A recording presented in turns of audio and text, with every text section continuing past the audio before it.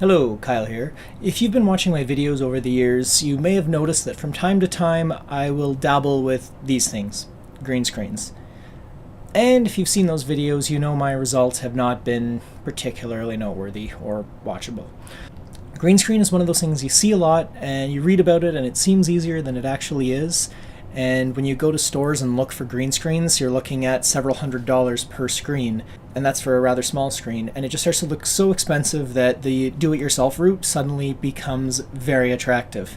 Let me show you some of the ideas that I went through. At first, I saw these tablecloths that were about $5, and I thought they looked pretty good. And the green one was far too yellow, so I actually found it not all that useful, because it would get too many of the skin tones, because skin tone has some yellow in it. So I thought it's kind of translucent, so I thought if I had a blue and put that under, that might counteract some of the yellow and make it more of a green. But because of the way the fibers work and the texture, it kind of wasn't an even color, so it just didn't give very good results at all. Later on, I found a tablecloth that was a very nice, flat, even green. It was a little bit transparent, like the curtains I'd been using before. However, I still had those curtains on the wall that were mostly green, so I thought they would kind of reinforce it, and this tablecloth, it's just a cheap dollar store tablecloth, I thought it would kind of even out some of those tones. However, it was folded so tightly in that bag when it was sealed that it had all these creases that I just couldn't get out.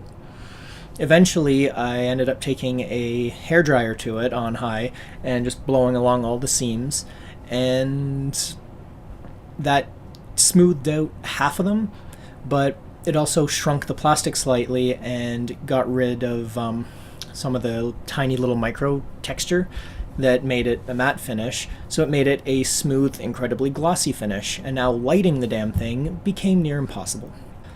That's been my adventures with do-it-yourself green screens. The thing that's behind me right now I don't expect to be particularly good either. I had a large scrap of canvas. I didn't trust it to put a painting on, but I had a whole bunch of cheap green paint, so I'm going to see how this works. I've reconfigured things so I have much more space between myself and the texture and the canvas. So hopefully the little bits of textures and imperfection, because I have about 5 more feet, I'm going to have less green light bouncing, and with some depth of field, hopefully I'll be able to get myself sharp enough while that is still blurry enough that it'll even out the imperfections. We shall see.